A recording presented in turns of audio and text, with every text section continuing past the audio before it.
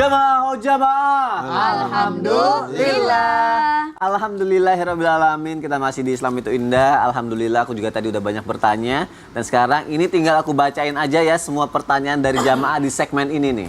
Langsung aja yuk kita masuk ke segmen Tanya Dong Ustadz. Kami semua tanya dong Ustadz. Masya Allah, tabarakallah. Langsung aja yuk. Pertanyaan berikutnya dari Instagram hamba Allah. Assalamualaikum Ustadz Ustazah. Izin bertanya, suami saya meninggalkan saya waktu saya hamil dan memilih kembali ke ibunya yang sakit dan tidak pamit sama saya waktu pergi. Karena dia bilang dia lebih kenal ibunya daripada saya. Bahkan sampai saya lahiran dan anak saya usia 9 bulan. Yang saya tanyakan, apakah saya masih bisa disebut suami istri atau tidak? Karena selama dia pergi tidak menengok maupun menafkahi saya dan anak saya. Terima kasih Ustadz Ustazah. Waalaikumsalam. Mau dia yang jawab sendiri. Habib Usman. Bismillahirrahmanirrahim. Allahumma shalli ala Muhammad wa sallam Muhammad. Seorang suami harus menghormati istrinya dengan kalimat-kalimat yang baik. Tadi dijelaskan, khiyarikum linisaihim. Berbuat baiklah kamu terhadap istrimu. Di sini ada permasalahan. Dia sudah pergi 9 bulan, ya kan? Yang pertama, di dalam mazhab Imam Syafi'i, dalam pendapat ulama-ulama yang lain itu berpendapat kalau misalkan dia ninggalin tanpa memberikan nafkah lahiriah dan batiniah, maka batasnya 1 bulan kalau batiniah. Ya kan? Ada ulama berpendapat lagi 4 bulan. Sebagaimana Sayyidina Umar bin Khattab radhiyallahu an ketika perang 4 bulan disuruh pulang. Ya kan? Pilih kata Sayyidina Umar, lo mau pulang atau lo mau ceraiin? Waduh. Ini lebih tegas Sayyidina Umar nih.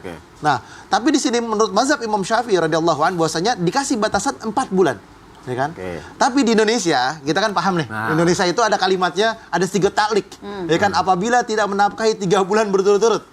Ya kan? 3 bulan berturut-turut, maka dia berhak untuk mengajukan ke pengadilan. Ya kan? Nah, kita kembalikan lagi hukum di sini.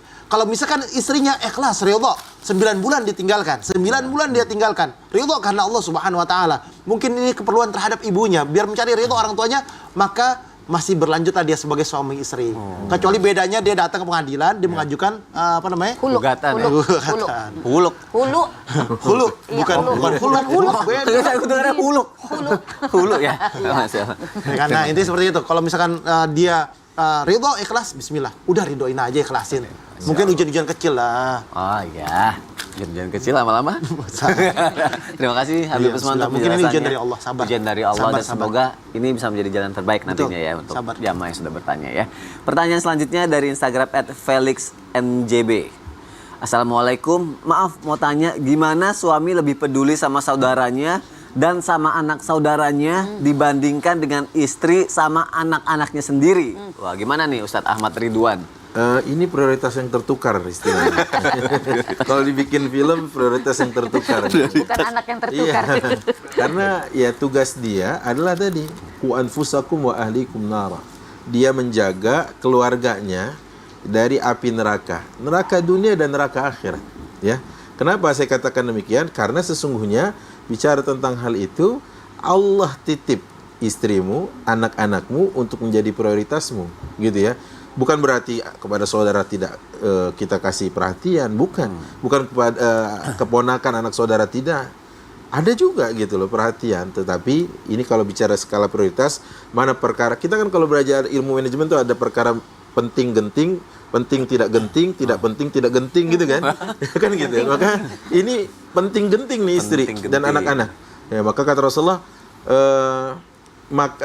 kalau kau makan, berilah dari apa yang kau makan. Kalau kau berpakaian, berilah dari apa yang kau berikan pakaian. Makanya Habib kalau makan di luar pasti bawa tentengan buat istrinya. Allah alam. Ingat istri dan anak. Tahadu. Terima kasih ya Ustadz AR untuk jawabannya dan semoga terjawab lagi ya Felix ya. Dan ini pertanyaan terakhir untuk hari ini ya jamaah yang ada di rumah dari Instagram Nuraisha. Oke. Assalamualaikum host dan Ustadz. Assalamualaikum host dan Ustadz. Tolong dijawab bagaimana hukumnya suami yang tidak pernah memberikan uang pegangan buat istri. Dikasihnya cuma pas beli ikan dan sayur aja. Itu pun kadang marah-marah saat diminta. Tapi kalau dia beli sesuatu boros banget. Dan kalau kesulitan keuangan dia minta bantuan ke istri. Tapi istri dilarang bekerja. Jadi bagaimana menyikapinya? Masya Allah Ustazah ya Romlah. Rahman ya Karim. Ini udah benar. Sama istri pelit, tapi untuk dirinya begitu boros. Iya. Untuk hobinya boros Duitnya dan habis, sebagainya. minta bantuan istri. Minta bantuan istri, Masya Allah. Nah, ini ada kasus di zaman Rasulullah SAW, sahabat wanita bernama Hindun binti Utbah. Pernah datang kepada Rasulullah SAW, dia mengadu. Dia mohon maaf, istri dari sahabat Abi Sufyan mengatakan bahwa saya diberikan nafkah hanya secukupnya, tidak cukup untuk kebutuhan pokok saya dan anak-anak saya. Apakah bisa saya mengambil uang dari sisinya tanpa izin? Masya Allah. Nah, Rasulullah melihat bagaimana situasi Hindun bin Utbah ini dalam memanage keuangan keluarganya, sehingga Rasulullah pun mohon maaf pada intinya mengatakan, huzi ma yakfika wa waladika bil ma'ruf. Ambillah dari sisi suamimu yang bisa mencukupi kebutuhan pokokmu, kebutuhan anak-anakmu, tapi ambillah dengan bil ma'ruf, dengan kebaikan. Artinya, mohon maaf, suami yang seperti itu termasuk yang zolim. Artinya apa? Hanya untuk makan dan sayur dia tidak punya pegangan. Ya. Kalau sulit dia cari kepada istrinya. Masya Allah, minta sama istrinya. Padahal untuk diri sendirinya boros. Aduh, Makanya hati-hati, untuk hobi boros. Aduh. Untuk beli mobil, motor gede, Zalik. boros. Tapi istrinya pelit.